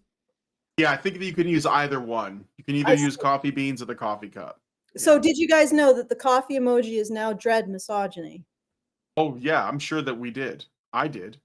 I see it all the time. Look at Mangaka dropped a bunch of coffee cups. I'm sure that my life will be Rumble Rant chat. I'm sure my life will be enriched by being triggered by coffee beans. Feel the enrichment. As a woman, I'm feeling the enrichment just radiate into my soul. Yeah. Okay, next horrible emoji. All right. Radicalized incel. Looks like an explosion and a red and yellow pill and a red firecracker. I don't know what that. I I've never heard of that one before, No? but I don't travel in There those was, circles. But yeah, I mean, uh what does that mean? Oh, like he's gonna blow something up? yeah, I Yeah, guess, I feel like that one doesn't get used a lot because there isn't that much it's a radicalizing rare of use. incels It's a going rare on. So Pepe. You remember that? yeah, that's a rare Pepe. Yeah, that's a rare meme. I'm guessing. I don't Yeah. even know like who did the research on this. Who did the research on this? So Someone's grandma. all right, if you ever use a 100, this is kind of a large umbrella. If you've ever used the 100 meme, you are actually saying the 80-20 rule. Did you know that? The top 20% of men get 80% of the women. Just anytime you've ever used the 100, and I've used it, I didn't know I was actually signaling to the incel bros. Sorry guys What if we're exactly were misleading you y'all. signaling? It was I was agreeing with something and I put a 100%. That's what you do. You put a Yeah, I keeping it know, but 100. what did they oh, I see. When we use the 100, we're signaling that 80% of women want 20% of men. Yes. What That's what even though that's 100 means. sort of statistically that's actually pretty accurate. And they would say that they have a right to want 20% of women or 20% of men. Like, I Well, mean, yeah, that number might even be higher now. yeah, it might even be higher. I think it It is doesn't, it actually. doesn't really Like a lot of women are with the same guy. yeah, They're it sharing doesn't the same really man. matter if you are qualify it by saying, "Oh, we all want, I don't know, a highly emotionally or spiritually uplifted man."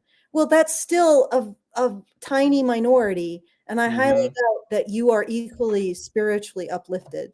I don't think you ladies are out there levitating. Okay. All right.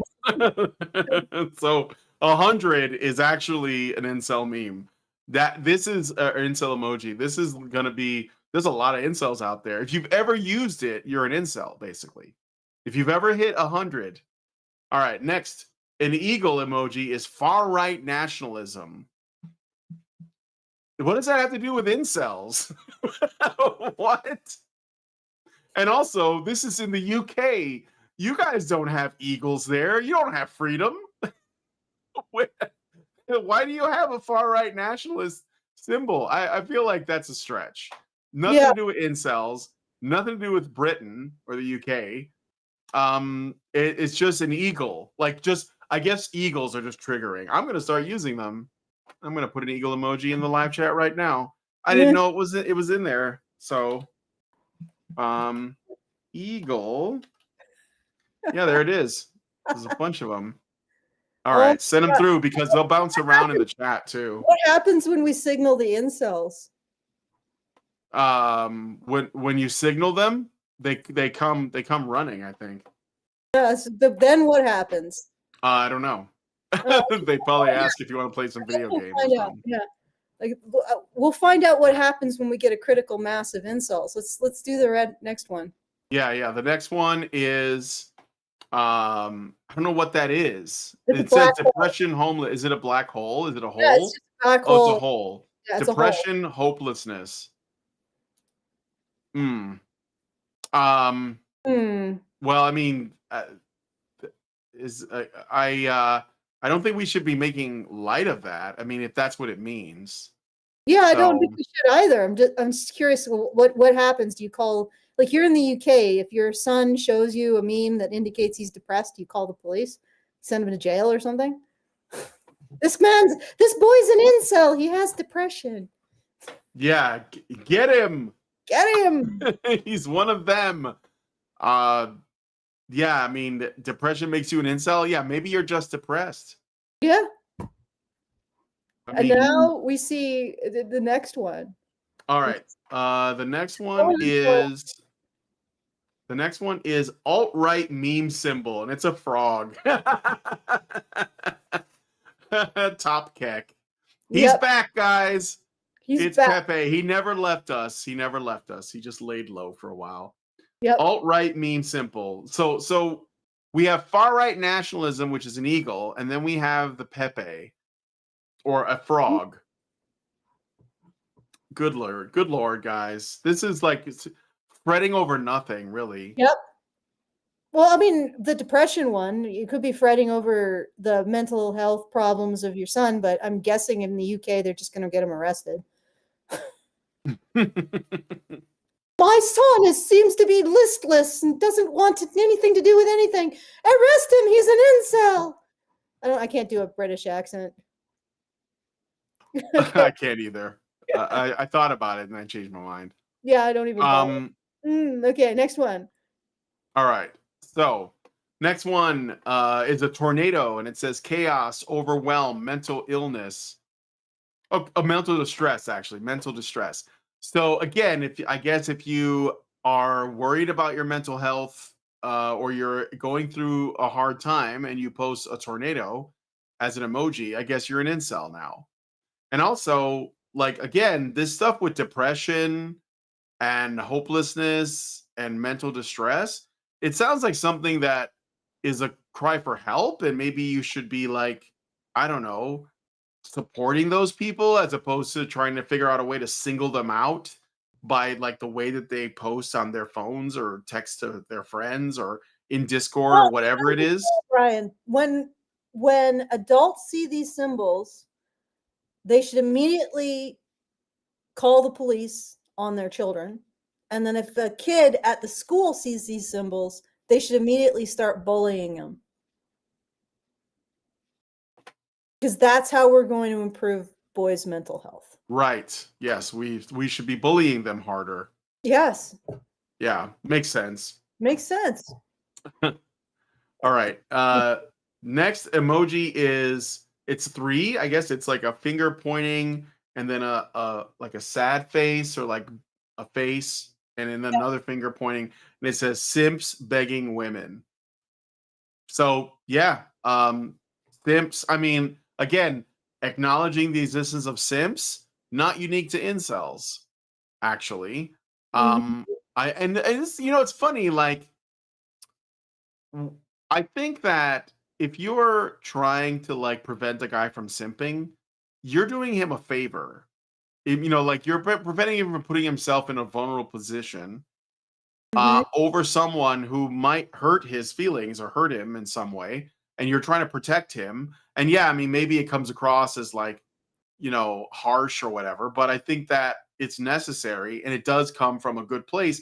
But it's like these people want simps to exist, so they basically just protect simps by calling out people who call them out for simping. Do you know what I'm saying? Yeah. No, I got you. I don't know. So yeah, here's one that you may not have known. Simps begging women. Point. I don't know what that face is, like how it's described. Isn't another way of saying a simp a sex pest? Aren't men supposed to? No, but seriously, hear me out. Okay. Hear me out. Okay, you remember that Budweiser commercial where the guy was going to hit on the woman in the street, and the other guy That was was the Gillette commercial, and he's like, Gillette, "No, not cool, Gillette. bro, not cool." Not cool. Gillette, yeah. This emoji. They're just saying don't interfere with her girl bossing. Yeah, that's another way. Like if you think of in that framework, yeah. I mean, I think ultimately the simps can be bad for a couple reasons. One, they put themselves in some kind of danger, because maybe they overinvest in someone who doesn't have an interest in investing in them, but doesn't have a problem exploiting them.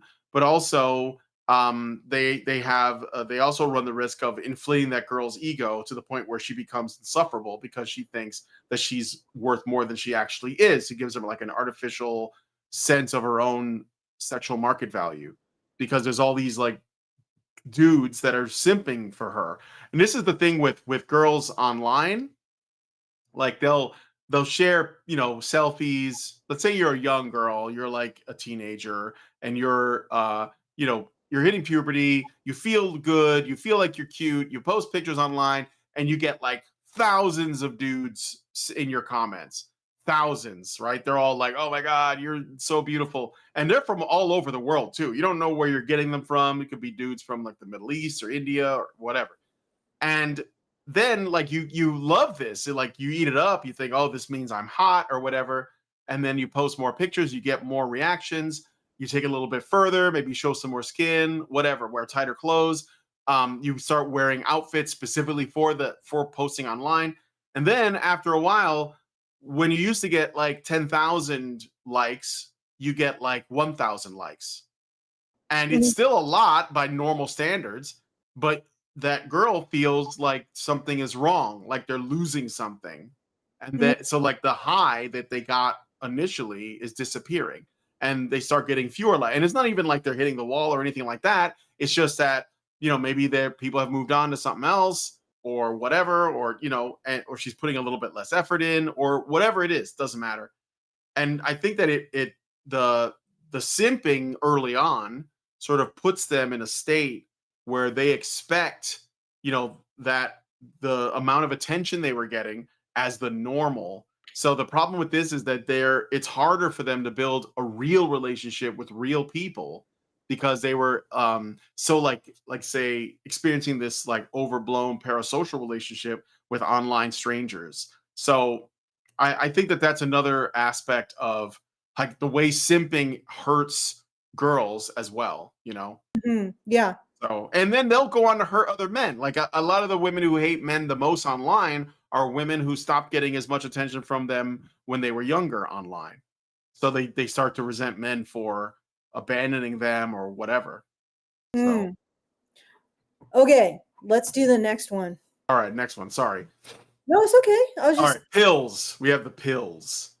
So the red pill, misogynistic truth. So the person who made this is obviously like looking at this from their perspective. So they're describing the red pill as misogynistic, and they put truth in quotations.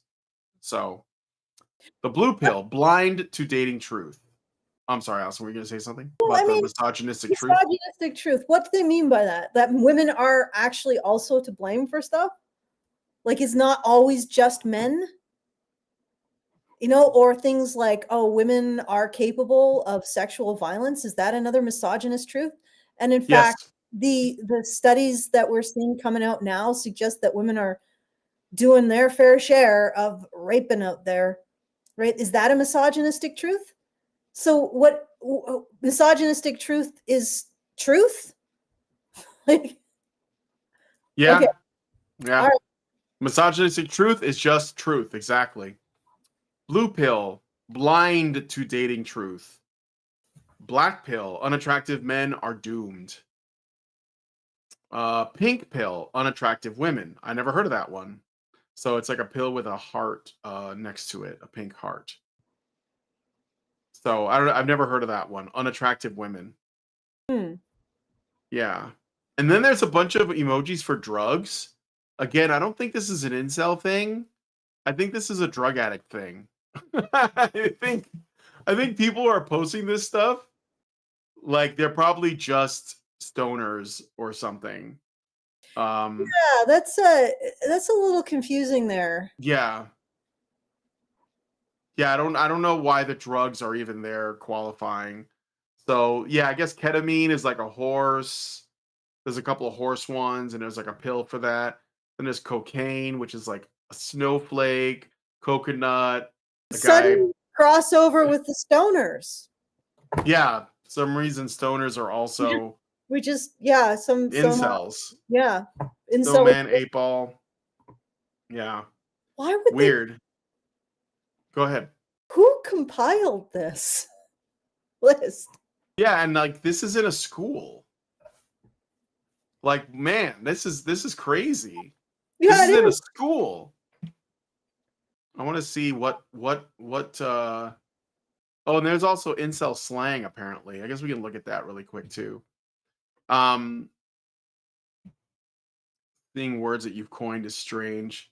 Becky created those posters. I'm just looking at the chat. Yeah. The comments under the yeah, I don't know. Like drugs, I don't see how that's an incel thing at all. So that's just like for drug dealers. This is like drug dealing language. It's not, you know what I mean? Like you can send it to your dealer. Like I want to get high. Send him an alien and an 8 ball, and he'll bring you some cocaine, I guess. Or one of these drug deal things, like a cookie, Question like a before dollar bag. What? question before the court is why are there now drug emojis on our list of incel. Is this Yeah, just it's generalized parental anxiety over the behavior of children that they don't spend any time with? yeah, a product of um single moms and broken families where the child or even families where both parents are working and they don't have time for their kids, and they give them a phone and they let them go to school, and like, I mean, there's no oversight, there's no authority, so like things like this are going to happen. I don't Mhm. know. I mean, it's bad, but anyway. Yeah. Next one. Hearts. Well, do you want me to do all the drugs, or because I don't think I can add much to that. So hearts. A normal heart is love. An orange heart is you're going to be fine. So it's like coping. Again, I don't know what these have to do with incels. I don't think the hearts are relevant to that. A purple one is horny. This should be a baseball bat. Bonk. Mm. A pink one, I guess, I'm interested, but not in sex. A blue one, something is cute or friendship. A green one, jealousy or envy. A yellow one, I'm interested. Are you? A white one, cold love, emptiness, or fake purity. A black one, alternative for red in love. And a gray one, numbness, no love. Okay. I don't know what the like. How, I don't think most of these are not incel emojis though. Mhm. It's weird. Yeah, that was weird. It just seems like generic parental anxiety emojis. It's teacher, like maybe a teacher and a student made this together and neither of them really know what this is. Like a Yeah. student, you know, there's actually a few things here. So here's another, so yeah, that's all over now. Here's a whole sheet of incel slang. Do you know what it means? Again, I bet a lot of this stuff isn't even specific to incels. It's probably just Zoomer talk. Like, Mhm. you know, or alpha talk, whatever the current gen is. Mhm. Go But ahead. Let's read it. yeah, halo effect, bias where attractive people are seen as better or more innocent. That's true. It's unfortunate, but it is. We tend to be more charitable to better looking people. Becky, average looking woman with lower status than a Stacy. Stacy, attractive high status woman who dates Chads, often resented by incels. Chad, attractive dominant man idealized for looks. Catfishing, pretending to be someone else online. Alpha, a confident, dominant man seen as a leader socially or with women. AWOLT, all women are like that. Hey, remember when we used to talk about NAWALT like a long time ago? That shit's gone mainstream. Mm, no, Um, I like that. Yeah. Pink pill, believes some women are hopelessly unattractive and unlovable. Wow. Is that like men saying this stuff or And also, if it's if women are saying that they're hopelessly unattractive and unlovable, does that make them incels and and like terrorist adjacent? Hmm, Yeah, interesting thought. indeed. Yeah. Yeah, halo effect is a psychological term. Somebody in the chat asked if it was, but no, it's incel slang now. That means that the psychologists they have to stop using it because they're just participating in manosphere drivel, and Mm, they hate women. By the way, indeed. um, bone smash theory: hitting the face to reshape bones for looks. I hope you guys aren't doing that. You mean plastic surgery? No, it says hitting the face to reshape bones for looks. So actually smashing your face to reshape it. That sounds like a TikTok challenge. It's terrifying. Okay, Gosh. let's. Oh, All good. right. Okay. Wage cuck, man who works in a society seen as anti-male. So basically men who work. Yeah. Like, Yeah. you can say a lot of things about this society, but you can't deny that it's anti-male. Mm-hmm. I like honestly, Yeah. people on in this society think that men oppress women. That's anti-male. And they don't got no alibi for it. All right, let's next one. Land whale. Incel term for an overweight woman. No, land whale has been around for a long time. And it Yes. was just what we call fat people. Not even women specifically, just fat people. We call them land whales. What are you talking about? They're trying to reappropriate this and give this to incels. They didn't make that up, guys. The Wall. Point, age 25, when a woman's value starts to decline per incels. No, it's real. It may not be at age 25, but Yeah. I'm chuckling a little bit at this Wall thing because um I don't know, I just think it is kind of funny that it's out there. So it is undefeated. There's no winning. Okay. Game. PUA tactics to manipulate women into sex. Manlet, a short or small framed man. Short king. I like short king. Rage fuel. Acts, events, or information that make incels angry. I don't see how that's incel stuff. That's not incels. No, that's anybody. It looks like they're trying to like control internet slang and then just say it's all incel slang. Yeah, because incel is the big scary word now. Yeah, incel's the big scary boogeyman word. That and Andrew Tate, which apparently they're the same thing, even though they're literally opposites. So, Omega, socially lowest ranking man, no chance with women. Was it Beta didn't make the list? Why didn't Beta make the list? Beta. NPC, conformist thinker, blindly follows mainstream beliefs. Okay. Oh yeah, sure. That again, that's internet stuff though. That's not incel stuff. Femcells, female incel, often rejected by the incel community. Also like a unicorn. And Manosphere, online community for men with anti-feminist and misogynistic views. Notice they have to put that in there. They have to say anti-feminist, and then they're like, wait a minute, maybe that's not saying enough. Like, obviously, if you're anti-feminist, you hate women. But let's drive it home by also saying misogynistic. Yeah, that's what we'll do. Because that's what the manosphere is. Yeah, sure. So is feminism a scientific observation about reality, in which case you should be questioning it?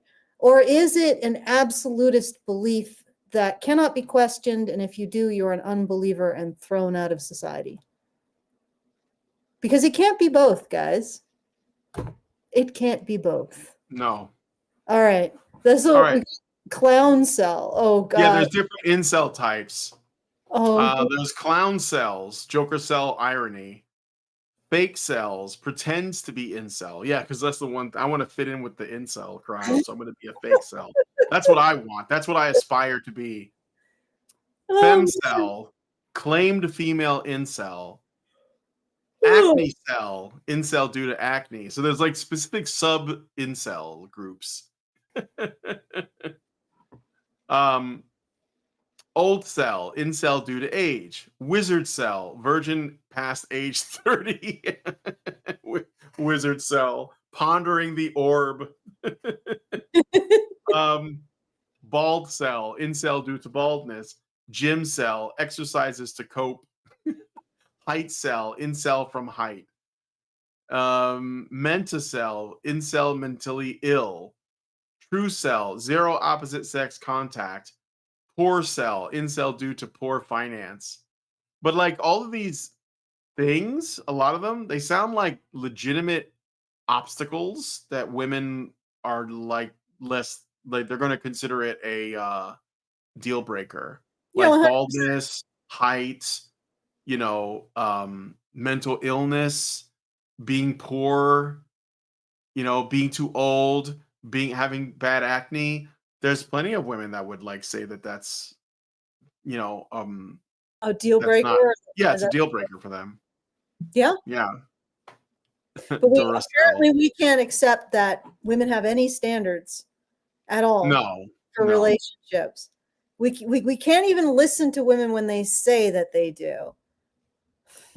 Yes. It's all incel talk. You see, guys, you've invented a world in which the average woman considers the average man beneath her.